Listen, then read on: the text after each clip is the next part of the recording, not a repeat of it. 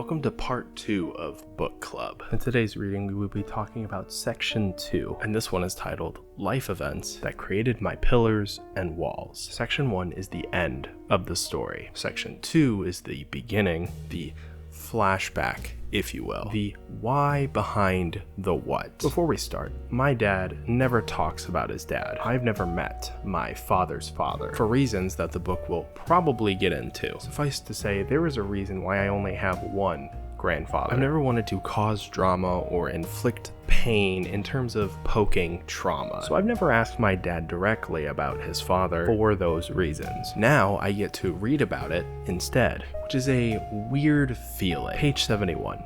Introduction. Wait, what were the first 70 pages then? The author tees us up with what could have been as we dive deeper into the past. In this section, we finally find the first football reference. The author states how it's important for you to learn through his experiences, as if you're watching postseason highlights to figure out how you can be a better player. What I was not expecting was a section titled Affected Family Member. Now, as the author addresses, this term is usually for people associated with alcohol or drug abuse, yet this book isn't about either. Instead, he uses the term anger in place of these things. There is a quote that I'm going to read to you that kind of rubbed me the wrong way. Anger can be easily overcome once you understand what it really is. It is not a disease or mental health issue. The part that I kind of have a problem with is the whole mental issue side of this. I believe it can be a mental health issue, though I'm sure the author has an example as to why it's not. If you're having a bad day, you are more likely to be more irritable, right? Therefore, it is easier to be angry if your mental health is not in check. But I don't know, maybe that's just me. At times, you will completely disagree with my approach. I think I just did a second ago, actually. Education. Will the guilty party please step forward? This is about the author's days in school. He had a problem with authority. Wow, how very punk of you. Basically, someone did something. No one was fessing up, everyone got punished for it, and the parents also sided with the teachers, especially because this school was also rooted in religion. This is an example of finding one root of a possible source of anger, or rather, the author's first root in the timeline of his anger. Hurry up and slow down. You know, there's been a common thread in my life recently that I've learned, and it's to slow down. There is another mention of cubicles, the second one of this entire book that I've noticed. The Accelerated Christian Education program of the 70s and the 80s is where we find my father. This type of schooling was different, to say the least, where there were cubicles instead of desks. Students of various grades would work through their own booklets and had an honor system of grading, all monitored by teachers and some parents without teaching degrees. To me, this felt like a weird hybrid of homeschooling and private Christian school. There are pages and pages explaining this very structure. Suffice to say, there's religious trauma. Oh no! On page 81, I have a quick question for the author. What is Xiphinus? I assume he meant X's, but I guess autocorrect really messed you up on that one. This is where pride is rooted in the author's life, since success of the students was displayed publicly. And if you fell behind, that would mean even more work that you would have to do in order to catch back up, especially to the more successful students. In fact, my dad was so efficient that they had to change the rules twice because of him. Actually 3 times, especially when he found out in utter dismay that his plan to finish school early only meant that he could start the next grade sooner. So yeah, this is where his problem with authority was rooted, especially when he had to redo work since they updated the curriculum, which meant that the rules had to be changed a 4th time, and well, also a 5th time, after they announced a contest with a prize to see who could finish the most booklets in the span of a certain amount of time. And my dad won 3 times in a row, so they stopped the contest because of him. Okay, actually it was 6 times, but the 6th time was another rule about self-scoring. Suffice to say, now it makes sense why I was homeschooled. Basically, my dad was good at school, which sucks because I was not. My dad probably would have looked down on me as a student if we were attending the same class, a set of 64. Oh boy, I can't wait to see how Minecraft infiltrated the life of the author. Just kidding. This section is about his uncle, the mechanic. A socket set gave my dad the aha moment on how to learn fraction, a subject that he was really struggling with in school. This relates to anger, because the author would get angry if there's something that he just didn't understand. Submission. Caught after curfew. Fun fact, this is something that I've always fantasized about, but never actually did, because to me, the consequences always outweighed the positives, so there was no point in doing it. I guess my dad just didn't have the same realization. Distrust of authority and skepticism for the author also had a root here. He and his friends were outside hanging out and lost track of time, because at the time, according to the author, they did not have phones, which they only realized they lost track of time when a cop pulled up when they were in the middle of the park at night. The officer asked them if they knew what time it was. Obviously, the kids did not know what time it was. At page 101, it makes sense how I grew up with a sarcastic form of humor. The beginning of this channel proves that anger can distort reality.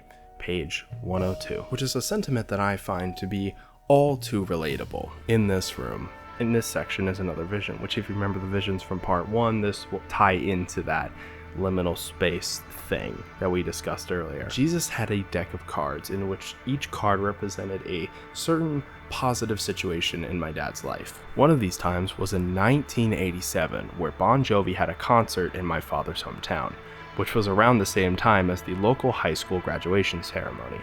The school board actually rescheduled the graduation to an earlier time so that the students who were considering skipping graduation to go to the concert no longer had to skip. This made national news, especially on MTV, labeling the high school as the cool school of the week. The band actually surprised the students at the school, and the staff gave the band school jerseys to wear. What a neat little story. This section shows how multiple life situations can be connected almost too perfectly, as if it was divine intervention. Religion, the one exception. The self-proclaimed most difficult chapter the author had to write. This is because he finally talks about his parents, my grandparents, one of whom I've never met to this day. After explaining the basis of Genesis, my dad's father worked the night shift and wasn't present in his life very often. He was on medications and stopped going to church because he stopped agreeing with the pastor. His father had mental health issues and it only got worse. So my dad stepped up to help with the household, which created a false dichotomy because he was still a kid at the time. It's crazy how trauma can be so generational that it leaks through into the children's lives, which eventually breeds this hostility from that very experience into the present day.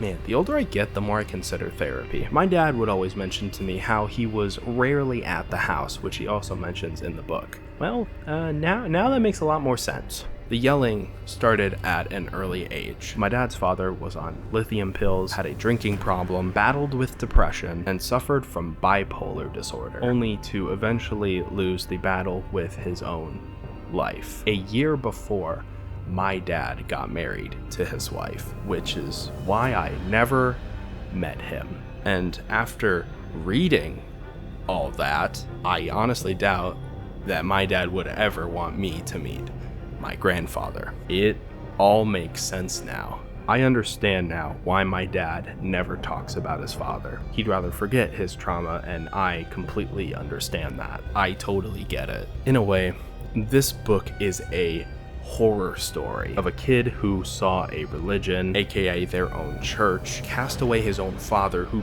desperately needed help. And since the wife sided with the church, their home life ended up suffering even more because of it. Unsanctioned Ministry.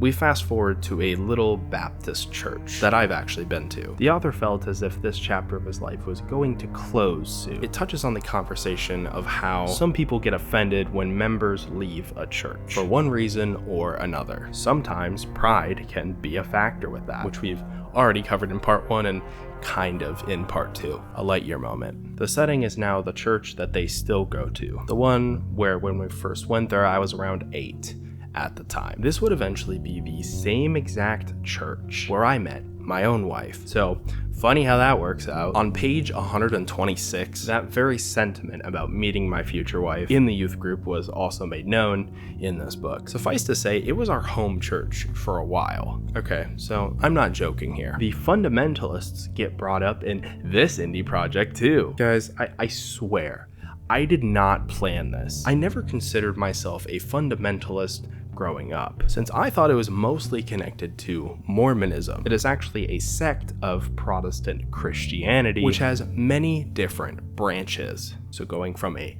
Baptist church to a Pentecostal church would definitely sever some ties from the Baptist church. From my own experiences, as well as a little bit of research, Baptists focus on the more legalistic side of the church, and Pentecostal churches focus more on the Holy Spirit. As a Christian, I believe that both are important, though it makes sense why Baptists would see Pentecostals to be a little bit weird. And I find myself somewhere in the middle, as per usual. But yeah, my dad realized that he had an incomplete picture of his own faith, which he only realized once he went to a different church. And I realized that fundamentalism is a little more complicated than I initially realized. We then get a few pages of a Toy Story analogy. Recreation, no respawning. It opens with gaming in the 70s and arcades, and then transitions to recreation with a house full of boys. So going from the 70s, and then when we fast forward about like 30 years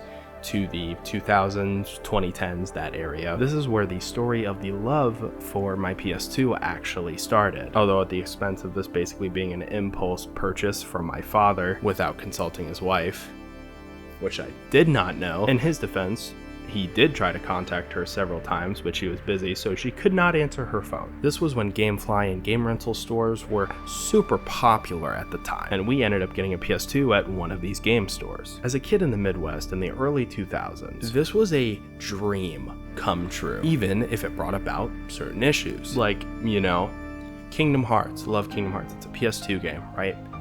We had one memory card for some reason, but Kingdom Hearts has like 100 different save files, right? Even though this game has 100 different save files, I load up the game one time and my progress is gone because apparently one of my brothers, one of my siblings, deleted my game file accidentally, like saved over it probably or something like that. I don't think it was malicious, it was just a thing that happened, and I was so upset. Because it's like, we have 100 save slots in this game. How do you accidentally save over my saved progress? So that was a whole thing. Also wasn't expecting this, but we fast forward a little bit more and COD, Call of Duty, gets mentioned. A game that I was honestly obsessed with when I was younger. And honestly, it was a lot better back in the day, which nowadays, man, those new COD games have just like really fallen off. All three phases. The author realizes that he has coping mechanisms related to his past. Some things in this section jumped out at me, such as, are your kids always asking to spend time at a friend's house but never bring their friends to your house?